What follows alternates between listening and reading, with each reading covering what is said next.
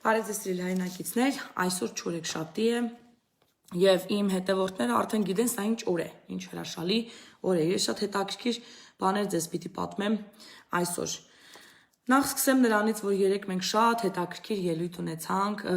լայվ վիդեո ունեցանք, շատ հետաքրքիր մարդկանց հետ եւ տեսանք, թե ինչքան ուժ ու կորով կա մեր զինվորների մեջ եւ մեր զոհված հերոսների կանանց մեջ։ Մենք ինչ գեղեցիկ ազգ ենք, ինչքան չհանձնվող տեսակ ենք, ինչքան լավն ենք։ Եվ եթե չեք նայել դեռ այդ եթերը, ես ձեզ կխնդրեմ, որ անպայման նայեք, Չարլզ փորձեց խափանել դա, տենց բան չէր եղել, որ Zoom-ով միացրած իմ ուրեմն ուղիղ եթերը կտրվեր, բայց կապերը անջատվեց, կտրվեց եւ վիդեոս երկու մասից եղավ եւ մեր զինվորների կեսի պատմությունը մնաց առաջինի մեջ, որը իմիջայլոց Facebook-ից ջնջվեց, սա էլ ասեմ։ Ուրեմն ինչքան զորություն կար այդ վիդեոյի մեջ, որ ջնջվեց։ Իհարկե ես հասցրեցի այն քաշել Facebook-ից եւ դնել ուրեմն YouTube եւ այնտեղից բերեցի այդ առաջին մասը կիսվեցի։ Եթե չեք տեսել, միայն երկրորդն եք տեսել, անպայման գնացեք եւ տեսեք առաջին մասը։ Ես նաեւ դրել եմ իմ էջի վրա եւ փին եմ արել հենց սկզբից այդ վիդեոն է, դուք կարող եք տեսնել այն եւ նաեւ կիսվեք եւ հանգանակություններ արեք։ Իմ համար զարմանալի է, որ երեկվանից մինչեւ հիմա Facebook-ով եղել էր ընդամենը $800 donation, որ ընդամենը 2 հոգու հովանավորություն է, 2-ից 3 երևի եւ PayPal-ով էլ ընդամենը $200 donation է եղել։ Գիտեք, ես այսպեսի մի կարծիք ունեմ, որ հենց դրա մասին էլ այսօր խոսելու եմ, օրհնությունների մասին։ Մենք տալուց ավելի շատ ենք օրհնվում, քան վերցնելուց։ Սրա մեջ իմաստություն կա, որովհետև երբ որ դուք տալիս եք, Աստված ձեզ է տալիս, ձեր օգնությունն ու օրհնությունը վերևից է գալիս։ Եվ գալիս է ոչ թե նրա համար, որ մենք դա վաստակում ենք, որտեղ մենք տալիս ենք, այլ որտեղ Աստված սիրուց դրդված է դանում։ Հենց դրա մասին ես խոսելու եմ։ Բայց մինչև դա մեր տեխնիկական բան բացատրեմ, որտեղ անդադ ինձ հարցնում են 10-րդի մասին, նվերների մասին, Աստծո, ինչպես նաև սերմի մասին, եւ ես ուզում եմ կրկնեմ դա, նաև ձեզ կոչ անեմ, որպեսզի դուք հենց այդ մտածելակերպով առաջնորդվեք։ Նախ առաջին ես պատմեմ իմ օրինակը, քանի որ ես չեմ կարող որևէ մեկին խորհուրդ տալ առանց ինքս անելու այդ ամենը։ Ես իմ եկամուտի, ինչքան էլ որ դա ուզում ա լինի, ինչքան քիչ եւ շատ, 10%-ը միշտ նվիրում եմ Աստծուն։ Աստծու առաքելությանը, այսինքն նրա ավետարանի տարածմանը։ Ես այդ գումարով աղքատներին չեմ օգնում եւ այլն, այլ միայն ավետարանի տարածմանը, այսինքն Աստվածաշնչեր եմ գնում, բաժանում եմ կամ տալիս եմ միսիոներական աշխատանքներին, որոնք հենց զբաղվում են Աստծո խոսքի քարոզչությամբ։ Հետո 10% էլ եմ կողքի դնում այդ մնացած գումարից, որը տալիս եմ Աստծուն նվեր, եւ դրանով եմ ես, ասենք, կարիքավոր ընտանիքներին օգնում կամ իմ կողմից հանգանակություններ անում։ Եվ իհարկե կա սերմ հասկացողություն։ Ես մի հատ հետաքրքիր ձեզ բան կպատմեմ։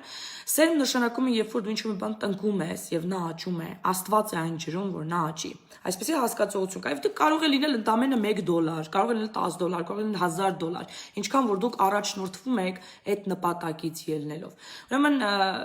մոտավորապես մի տարի-տարուկես առաջ ինձ զանգեցին երկու կանայք եւ ասացին, որ ինձ հրավիրում են սուրճի։ Իմիջիայլոց հավատքի մեջ եղող կանայք ուղակի օրհնված եմ ընկերներով։ Տարիներ շարունակ ես աղոթել եմ Աստծուն, որպես ինձ լավ ընկերներ տա։ Եվ Աստված իմ շուրջ այնպիսի մարդկանց է հավաքել, որ ես ուղակի վախենում եմ հանկարծ մի օր նրանց չկորցնեմ եւ այնքան շատ եմ սիրում, հատկապես երբ որ նրանք հոգեվոր են եւ իմ հոգեվոր շրջապատում են։ Ես այդպիսի ընկերներ շատ ունեմ։ Եվ ահա այս կանայք էլ դարձան իմ համար այդպիսի ընկերներ, որոնք ինձ համար շատ թանկ են։ Ուրեմն նրանք զանգեցին ինձ հրավիրեցին սուրճի։ Դե ես գնացի, մտածեցի, որ երևի մի ժամով դուրս կգամ, բայց այդ երկար տևեց։ Մենք իրար հետ աղոթեցինք, խոսեցինք իրար հետ, Աստծուց խոսեցինք։ Երբ որ Աստծո թեման լինում է, ժամերը շատ արագ են սլանում, այսպես ասած։ Եվ վերջում, երբ որ ես դուրս էի գալի, նրանք մոտեցան ինձ եւ երկու ծրար տվեցին։ Ամեն ծրարի մեջ ինչ որ գումար, չեմ ուզում նշեմ գումարի չափը։ Եվ նրանք ասացին, սա մեր սերմն է քեզ, ուզում ենք, որ դու աղոթես մեր համար։ Իշն ասած, ես մտքումս ասում եմ Աստված ջան փրկի, հանկարծ ինձ ամոթով չանես, խնդրում եմ, ինչի համար որ աղոթելու եմ, թող կատարվի նրանց համար ու թող սրանով զորանա նրանց հավատքը։ Եվ մենք աղոթեցինք, մեկի ցանկացած անձնական կյանքի հետ էր կապված, մյուսինը տան համար, որը նա կորցնում էր բանկին։ Եվ որտեղ շատ թանկանոց տուն էր, իր կյանքում փորձություն էր եղել, ամուսինը մահացել էր, ով այդ տան համար վճարողն էր, տանը կարիքներ հոգացողն էր եւ հիմա նա մնացել էր մեջտեղ կորցնելու առաջ իր տունը։ Եվ պատկերացրեք 1 տարի էլ չանցավ, որ այս կինը, որ անձնական կյանքի համար աղոթում ամուսնացավ, ու շատ գեղեցիկ ու լավ ամուսնություն, Աստծո կողմից օրհնված ամուսնություն, եւ իսկ մյուս կինը իր տունը ոչ միայն կարողացավ պահել, այլ նաեւ Աստված այդ տունը եկեղեցու վերածեց։ Այժմ այդ տան մեջ հավաքվում են, Աստվածաշունչ են կարդում, փառաբանություն են անում, ու ես մասնակցում եմ այնտեղ, գնում եմ եւ նրանց հետ եմ, եւ հավատացեք, Աստված օրհնում է։ Աստված օրհնում է այն, ինչ դուք դնում եք սերմը դրեք, Աստված այն կջրի։ Այսպես այս տեսակ են լինում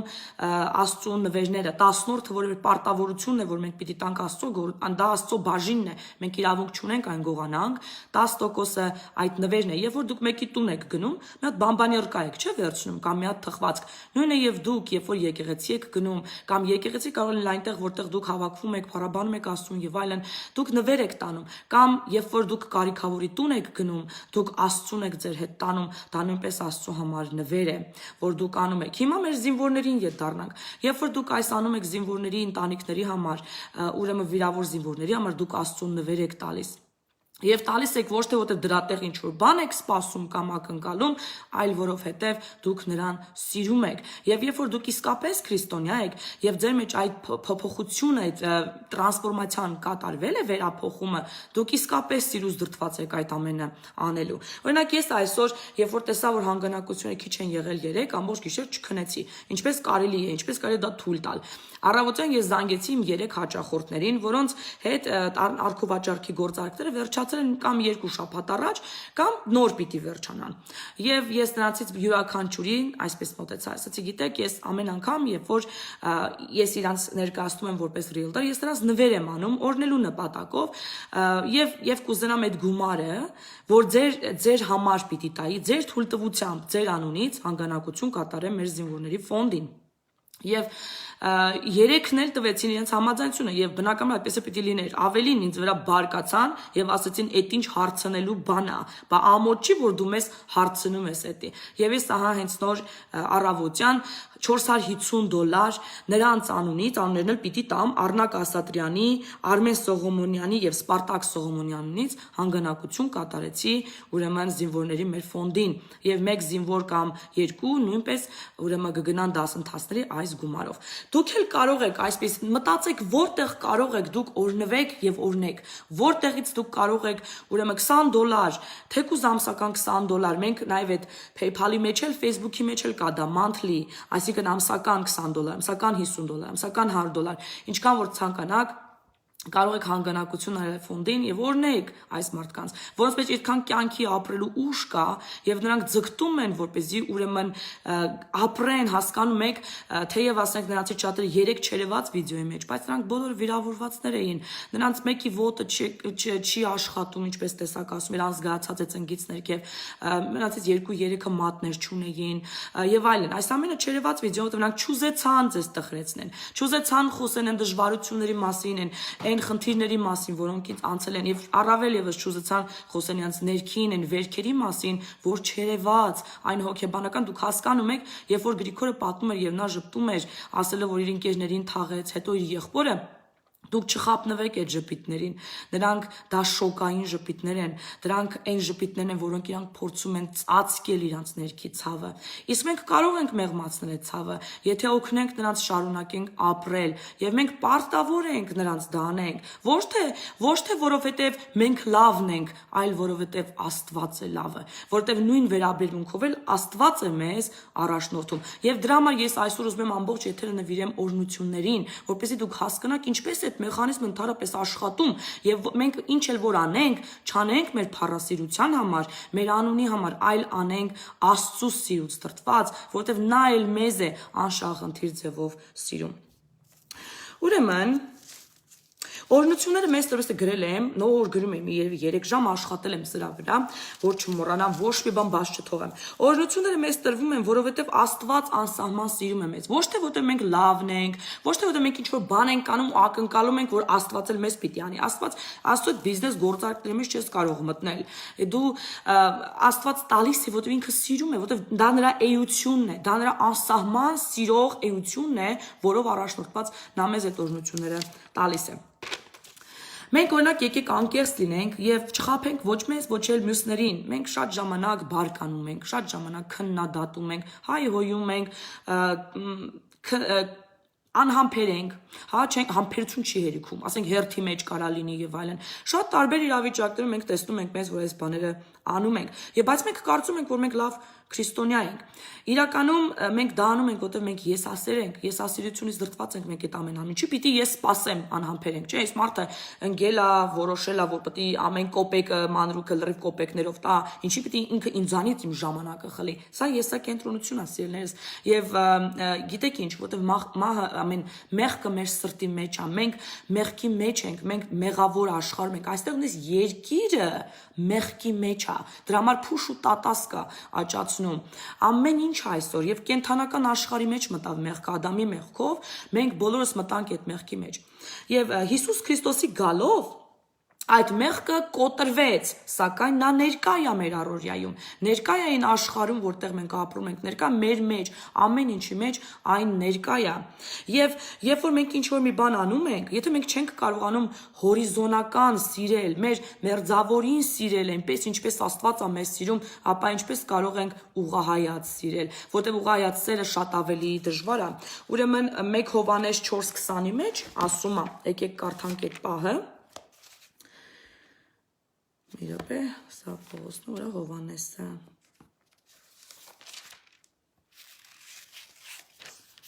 Ահա, ասում է 1 Հովհաննեսի 4:20-ը, եթե մեկն ասի Աստծուն սիրում եմ եւ իր եղբորը ատի, նա ստախոս է, որովհետեւ որ չի սիրում իր եղբորը, որին տեսել է, ինչպես կարող է սիրել Աստծուն, որին չի տեսել։ Այնպես որ եկեք մենք անկեղծ լինենք եւ ընդունենք, որ մենք մեղավոր ենք։ Այո, մենք մեղավոր ենք եւ մեր մեղքի բաժիններ ունենք, բայց Հիսուս Քրիստոսի գալով մենք մեղքի այդ ծանրության տակից դուրս ենք եկել եւ ունենք ապաշխարության հնարավորություն եւ այդ մեղքից ազատվելու, այսինքն մեղքը մեր վրա ազդեցություն չունի, սակայն ներկա է մեր առօրյայում եւ մենք հանգիստ կարող ենք այդ մեղքի մեջ ընկնել։ Так, ինչ բաց թողեցի։ Ուրեմն մեր փրկությունը մեր գործերի մեջ չէ, ոչ էլ մեր սիրո շատության մեջ է, մեր փրկությունը Աստծո սիրո շատության մեջ է, եւ այնտեղ է նաեւ մեր օրհնությունները, եւ մենք օրհնվում ենք, որտեղ նա է մեզ սիրում, այլ ոչ թե մենք ենք այդպիսին կամ արժանի ենք եւ այլն։ Հիմա ես ուզում եմ խոսել, թե ինչ կարող է պատահել օրհնություններից առաջ, եւ ինչպես մենք կարող ենք արգելապակել օրհնությունները մեր կյանքում։ Եկեք դա էլ ուրեմն քննենք։ Ինչ է պատահում օրհնությունից առաջ։ 4 բան է կատարվում օրհնությունից առաջ։ Գալիս է սպասումի սեզոնը, փորձության սեզոնը, հավատքի զորացման սեզոնը եւ տրանսֆորմացիայի վերափոխման սեզոնը։ Ուրեմն սա կարող է լինել հաջորդիվ կամ կարող է լինել բոլորը միառժամանակ։ Այդ process-ները կարող է լինել միառժամանակ։ Նայած թե ինչպեսի ինտենսիվ է այդ փորձությունը մեր կյանքում։ Սպասման սեզոնը։ Օրինակ Աբրահամը 25 տարի սպասեց, մինչև ինքը տղա ունեցավ, չէ՞, Աստծո խոստումը 25 տարի հետո իրականացավ, սպասումի սեզոն անցավ։ Հովսեփը նույնպես տարիներ շարունակ տարբեր փորձությունների մեջով անցավ, սպասեց, մինչև որ դարձավ փարավոնի ձեռքը։ Նույնը Դավիթը տարիներ շարունակ սպասեց, թե Աստված նրան օծել էր արդեն, սակայն նա սպասումի սեզոնի մեջ էր, մինչև որ թագադրվեց որպես Իսրայելի թագավոր։ Իսրայելը 40 տարի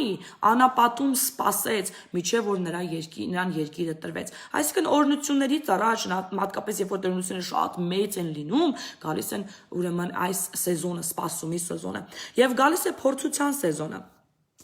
Եվ ինչի համար է գալի փորձության սեզոնը մեր կյանքում, որպեսզի մեզ ուժեղացնի, որպեսզի մեզ հասունացնի Աստծո գիտելիքի եւ մեր հավատքի մեջ։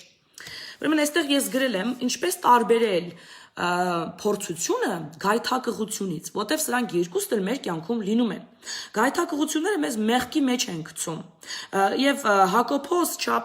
առաջի գլխի 13-ից 15-ի մեջ ասում է, եկեք կարդանք այդ պահը։ Ուրեմն Հակոբոս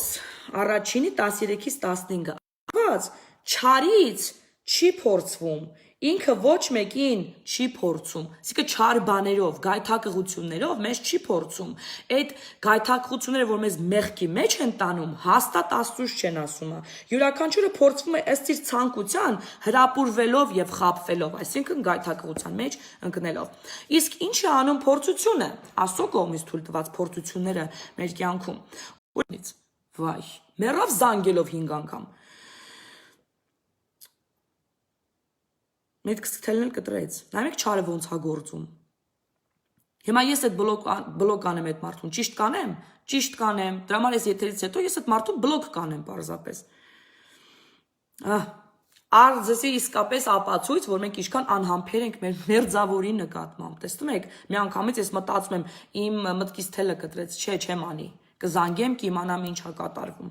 Այդ տենց է ճիշտը։ Մենք համբերությամբ պիտի զոհվենք։ Так Երբ որ մենք ուրեմն անցնում ենք փորձության միջով, եթե այդ փորձությունը մեզ տալիս է ուրեմն վերջում, երբ որ անցնում վերջանում ենք, մեզ ուրախություն է տալիս, մեր զգում ենք, որ մենք հասունացել ենք, մեր հավատքը զորացել է, ուրեմն դա փորձություն էր Աստծո կողմից թույլ տված։ Եվ մենք դրա մասին միևնույն է իմանալու ենք վերջում, միայն վերջում, երբ որ մենք այն տապալենք կամ անցնենք, կիմանանք, որ դա փորձություն էր, այլ ոչ թե գայթակղություն։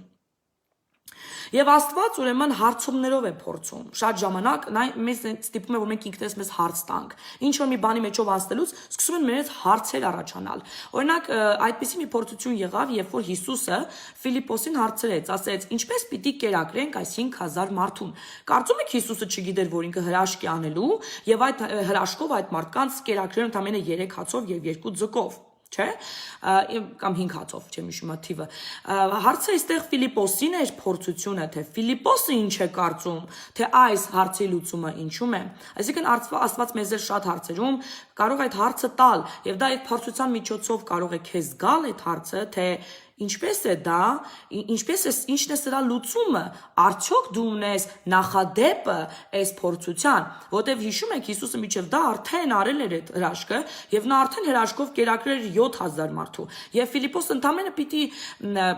ընդամենը պիտի հիշեր այդ հրաշքը եւ ասեր, որ այո, դու կարող ես այն բազմացնել եւ կերակրել այս ժողովրդին։ Այսինքն մենք պատասխանները մեր փորձությունների արդեն իսկ ունենք մեր մեջ եւ մենք ընդամենը պիտի նայենք ետ եւ առաջ շարժվենք այդպես, որպեսզի անցնենք այդ փորձության միջով։ Մեկ ուրիշ ձևով էլ կարող է լինել, պատճառով էլ կարող է լինել փորձությունը մեր կյանքում։ Ինչի համար։ Օրինակ դրա օրինակներից մեկը, որպեսզի մենք փոխվենք, հա, մենք խոսեցինք, չէ՞։ Այստեղ երրորդ հարցը փորձության սեզոնից հետո հաջորդում է հավատքի զորացման սեզոնը, վերափոխման սեզոնը։ Վերափոխման սեզոնի համար կարող է մեզ փորձության ենթարկել։ Օրինակի համար Հակոբին, հա, հիշենք Հակոբին։ Հակոբը ով էր։ Հակոբը խաբեբայ էր, որ օրնություն գողացավ, ժուլիկ էր, ժուլիկ մարդ աֆերիստ, որ իր բենեֆիտի համար ամեն ինչի գնում էր, իր եղբորից օրնությունները գողացավ, հեշտ չէր սիրում աշխատել, մամայի բալայ էր, այսպես ասած, վրանում էր միշտ մնում, իրան պատրաստի ամեն ինչ տալիս էին եւ այլն։ Եվ Հակոբին շատ փորձությունների մեջով անցկացրեց Աստված փոխելու նրան, այն մարդը, որ ուրիշներին էր խաբում, ուրիշներին էր շահագործում, իր սեփական աները իրեն շահագործեց, իրեն օգտագործեց եւ նույն, այսպես ասած, դաչին ինքը ստացավ։ Աստված ցույց տվեց նրան հակառակ կողմը, թե Հակոբը ինչպեսի ցավ էր պատճառել եղբորը իր սեփական կաշվի վրա զգալով։ Հակոբը այդ փորձությունը ճիշտ անցավ, նա իր դասը քաղեց եւ նա վերափոխվեց, սակայն դեռևս չօրնվեց, Հակոբը դեռևս օրնված չէր, երբ որ ինքը գալիս է հետ, ուզում է հաշտվի իր եղբոր հետ եւ մենակ է մնում, այնտեղ ամբողջ գիշեր նա մենապարտում է Աստծո հրեշտակի հետ, եկեք կարդանք այդ պահը, Ծննդոց 32-ի 24-ից 27-ը, մի րոպե հետ գնամ, Ծննդոց 30 ուրեմն 2-ի 24-ից 27-ը եւ Հակոբը մնաց միայնակ եւ մի մարդ գոտեմարտում էր նրա հետ միջև արևածագ երբ մարդը տեսավ որ չկարողացավ հաղթել նրան դիպավ նրա ազդրի ջղին եւ Հակոբի ազդրի ջիղը թուլացավ նրա հետ գոտամարտելու ժամանակ նա ասաց թույլ տուր ինձ որ ես գնամ արշալույսը բացվեց Հակոբը ասաց չեմ թողնիմ քեզ միջև որ ինձ չորնես եւ ասաց նրան ինչ է քո անունը նա էլ պատասխանեց Հակոբ է նա ասաց քո անունը այլևս թող Հակոբ չասվի, այլ Իսրայել, որովհետև դու մարտնչեցիր Աստծո հետ եւ մարդկանց հետ եւ հաղթեցիր։ Այսինքն Հակոբը վերափոխվեց, բայց դեռևս Իսրայել չդարձավ, միջև որ չխնդրեց օրհնություն, սա շատ կարևոր է այս փաստին ուշադրություն դարձնել, եւ նա օրհնվեց, բայց օրհնվեց գին վճարելով։ Հասկանում եք, նա դարձավ կաղ, թոփալ։ Այս մարդը իր կյանքը մնացած տարիները պետքա թոփալ քայլեր, այսինքն չէր կարող վազել եւ անդադ կախվածության մեջ պիտի լիներ ուրիշներից այն մարդը, որ ուրիշներին օգտագործում էր, կարծում էր, որ ինքը ամենահզորն է, ամենակարողն է եւ շատ ինքնուրույն էր, Աստված նրան կախվածության մեջ գցեց, ոչ միայն ուրիշներից, այլ Աստծուց եւ միայն դրանից հետո նրան օրհնեց։ Ուրեմն այստեղ հարց է առաջանում բոլորիս մոտ. իսկ ո՞րն է մեր կյանքում այդ պահը,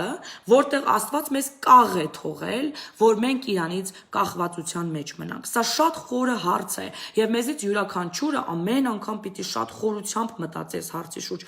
Ո՞րն է այդ կաղությունը, որ Աստված ինձ է տվել, որ ես նրանից կախվածության մեջ ընկնեմ։ Եվ հստակ իմ կյանքում ես հստակ դա տեսնում եմ, դա ֆինանսական դժվարություններն են։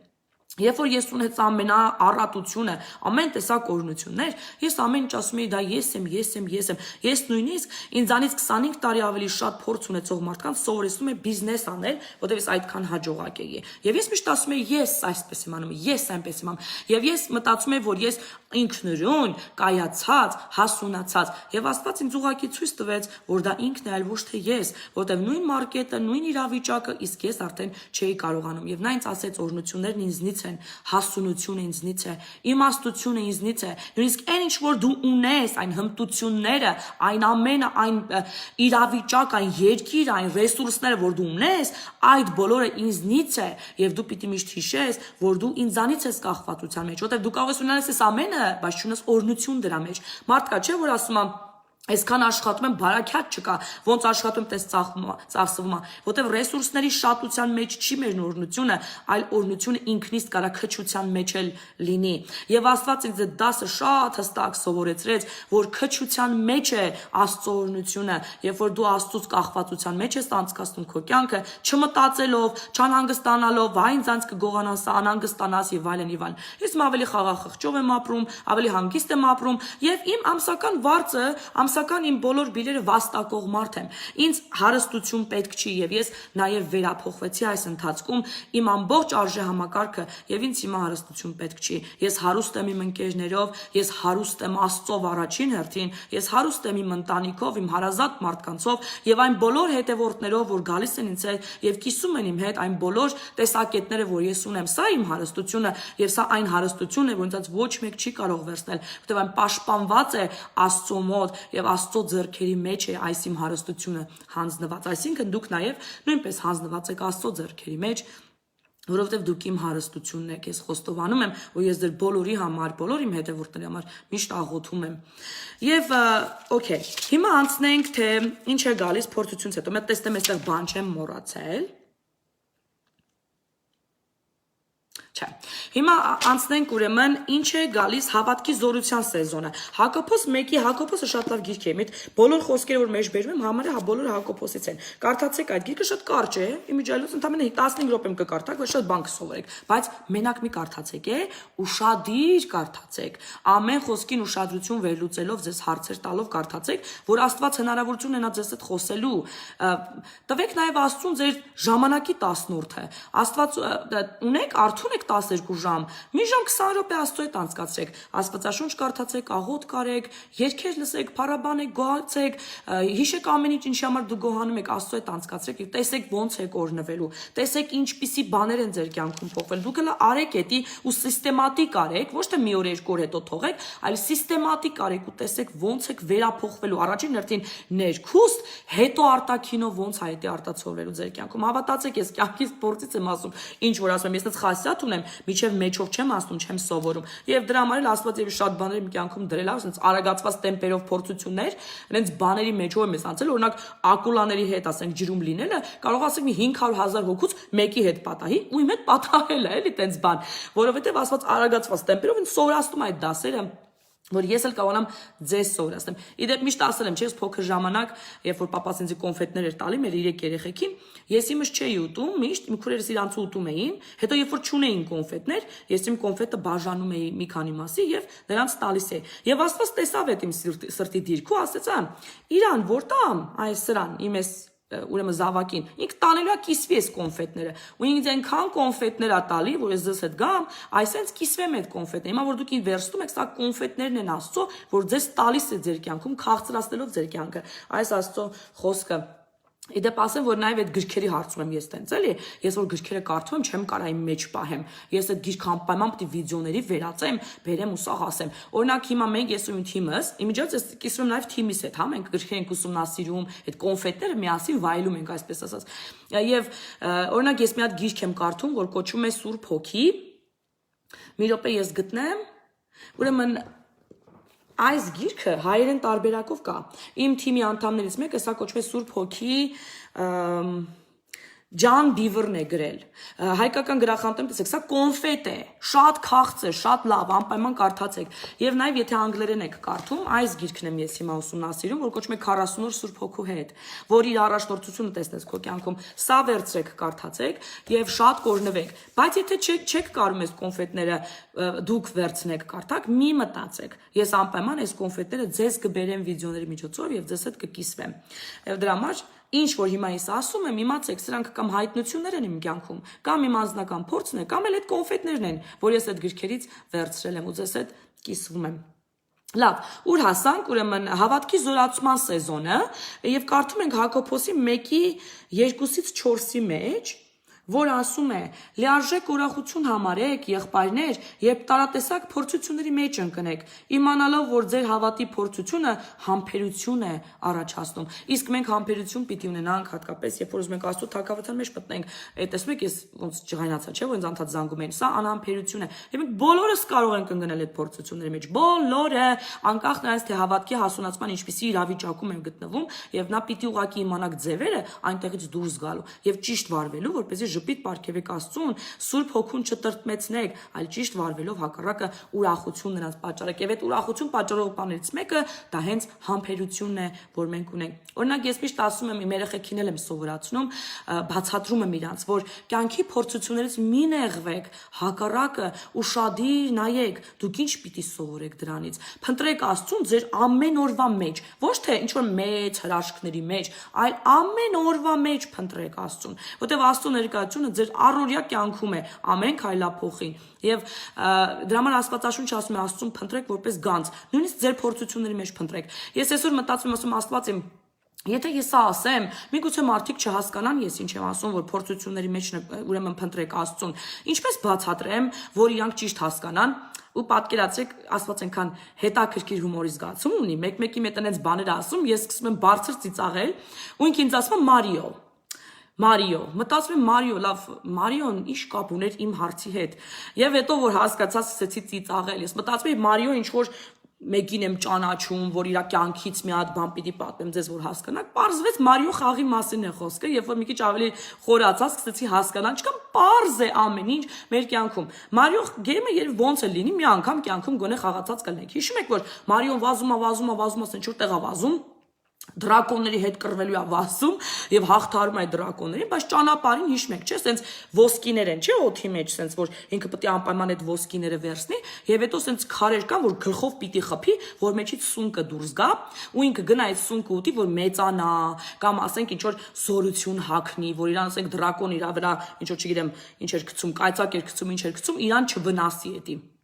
Լավ հոգևոր է, հասկանում եք, Մարիո խաղը, մենք Մարիոն ենք, մենք ինչ որ տեղ ենք շտապում մեր կյանքում եւ գնում ենք ու հաղթահարում ենք դժվարություններ եւ ճանապարհին տեսնում ենք ոսկիներ, Աստծո տված օրհնությունները մենք պիտի որպես գանձ ամեն օր գտնենք եւ մեր ճանապարհին լիքը թափած այդ ոսկիները, որ Մարիոյի պես պիտի հավաքենք։ Եվ սունկը դա փորձություններն են, որ գլխով պիտի խփենք, ցավում է, չէ՞ Մարիոյի գլխը, որ խփում այդ, բայց տեղից զորություն է դուրս գալի, ինքը հասունանում այդ մեծանալը հոգևոր հասունությունն է, կամ այդ զորությունը, որ հակպես ենք ասենց, հիշու՞եք մարգատ էր անում, չէ՞, որ իրան կայծակ ուղարկում, իրան բան չի լինում, դա հոգևոր զորությունն է, երբ որ դիվայն աշխարհը քո այլևս չի կարում քո դեմ։ Ամբողջ Մարիոն հոգևոր գեյմ է, եւ երբ որ Աստված ինձ ասեց Մարիո, ես զարմացա, բայց ինչպիսի հումորի զգացում ունի Աստված, մեզ ինչերի միջոցով ինչեր կարա սովորացնի։ Շատ հետաքրքիր է, որ մենք պետքա նայենք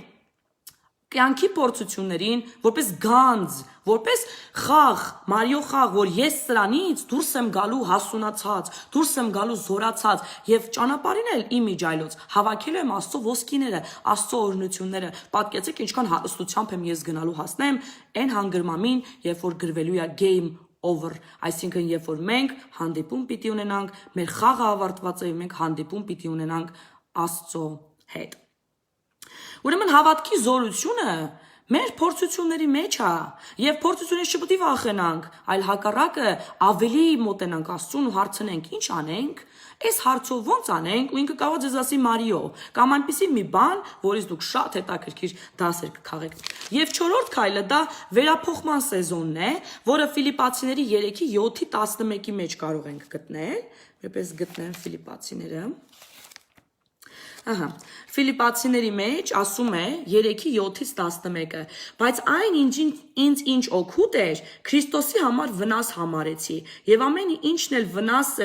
վնաս եմ համարում իմ Տեր Հիսուս Քրիստոսին գերազանց ճանաչելու համեմատ։ Նրա համար զրկվեցի ամեն ինչից, որ աղբ եմ համարում, որպեսզի Քրիստոսին շահեմ եւ նրա մեջ գտնվեմ, եւ ոչ թե իմ արդարությունը ունենամ, որ օրենքից է, այլ այն, որ Քրիստոսի հավատից է, այն արդարությունը, որ Աստծուց է,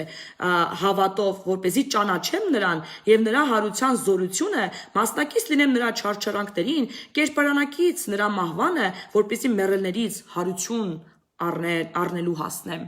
Այսինքն հրաժարվեք ամեն ինչից, ինչը որ լավ է, բայց Աստծո համար լավ չէ։ Փառասիրությունը, հարստությունը եւ այլ շատ հարմարավետ կյանքը ձեր համար կստեղծի, բայց դրա վերջը մահն է, այլ հակառակը ընդունեք այն, ինչ փորձություններ են, ուրախությամբ ընդունեք, զորությամբ անցեք այդ ամենի միջոց, որտեղ դրա վերջը հավիտենական կյանքն է, Աստծո թագավորության մեջ լինելն է։ Աստծուն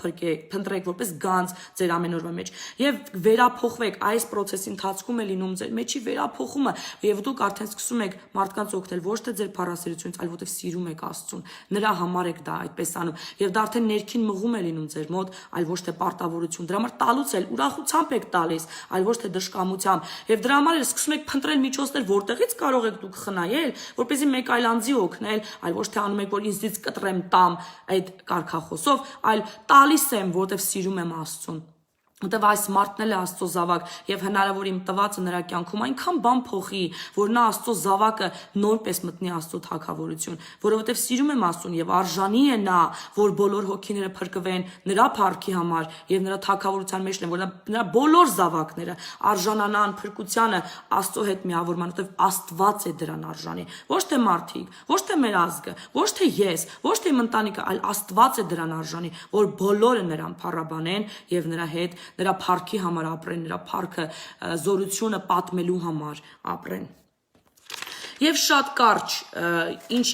ինչպես ենք մենք կորցնում Աստծո ուրեմն օրհնությունները, երբ ենք մենք այն կորցնում, երբ որ 3 բան է պատահում մեր կյանքում։ Առաջինը, երբ որ մենք ապրում ենք մեղքի մեջ, երբ որ մենք մեղքի մեջ ենք, օրհնությունները արգելափակված են։ Այնպես չի, որ Աստված չի ուզում նրանք ձեզ տա։ Նա սիրող Աստված է, ուզում է տա, եւ տալու ոչ թե դուք արժանի եք, այլ որտեղ ինքն է սիրում, բայց մենք կարող ենք արգելափակել եւ չստանալ դրանք։ Այսինքն տուփը ուղարկվում է, բայց մենք չենք ստանում, ճանապարհին կորում է, ինչի համար, որովհետև մենք արգելափակում ենք նրանք։ Ինչպես մեղքի մեջ ապրելով։ Կարդում ենք ուրեմն Հակոբոսի 5:16-ի մեջ։ Րոպե հետ գնամ այդտեղ։ Հակոբոսի 5:16-ի մեջ։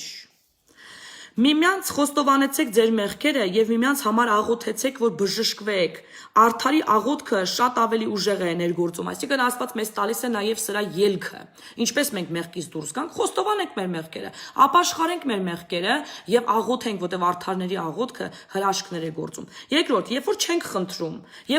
խնդրում, այդ օրհնությունները չենք ստանում։ Մենք ինչ ասում դրա մասին Հակոբոս 4:2-ը, հստակորեն ասված, ցանկանում ենք, բայց չունենք, սպանում ենք, նախանձում ենք, բայց չենք կարողանում ձեռք բերել, պատերազմում ենք, կռվում ենք, բայց չունենք, որովհետև չենք խնդրում, ասում է։ Ամեն ինչ անում ենք բացի խնդրելուց, կռվում ենք, նախանձում ենք, չարապանում ենք, վատապանում ենք, բամբասում ենք, ես ենք ամեն ենք անում, բայց չենք ունենում, որովհետև չենք խնդրում, իսկ միակ բանը, որ պիտի անենք, ընդհանրապես խնդրելն է։ Եվ երրորդը, երկմտում ենք։ չենք համատում։ Ասում ենք, բայց չենք հավատում։ Ուրեմն սա էլ է մեղ կարգելափակում է օրհնությունը, որ մեր կյանքում գա։ Հակոբոս 1:6-ից 7-ի մեջ ասում է. Միայն թե թող նա հավատով խնդրի, առանց երկմտելու, որովհետև երկմտողը նման է ծովի հողմակոծ ու տատանվող ալիքի, այն մարդը թող չկարծի, թե Տիրոջից որևէ բան կստանա։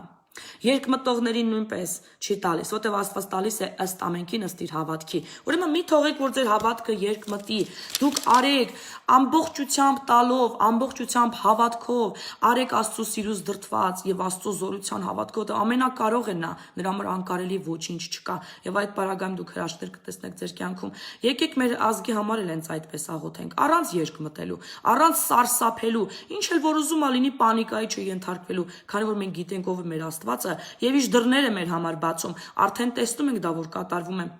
Դրա համար մի երկմտեք, ամեն ինչ լավ է լինելու, որտեվ Աստված շարժել է երկնային զորքերը մեր ազգի համար։ Այսքանը շնորհակալություն, որ մանայում եք, Աստված օրհնի բոլորիդ, որ եկաք այս կոնֆետները ստացաք, քաղցր հիմա կքնեք, ովքեր որ Հայաստանում են, կամ քաղցր կգնաք եւ կմտածեք, թե ինչպես գումարներ նվիրաբերեք մեր զինվորների համար, եթե սփյուռքում եք։ Սիրելի հայրենակիցներ, սա շատ կարեւոր է։ Մեր զինվորների կյանքը, նրանց վերքերը չեն երևում, բայց շատ են եւ դուք ձեր սիրով, ձեր նվիրատվություններով, ձեր հոգատարությամբ այն կարող եք բուժել։ Դրա մեջ է Աստծո սերը։ Ուրեմն արձակեք Աստծո օրհնություններ նրանց կյանքում, որ Աստված էլ կանալներ ունենա, բացվեն այդ ուղիները, որպեսզի արձակի օրհնությունները ձեր կյանքում։ Այսքանը հաջողություն ձեզ։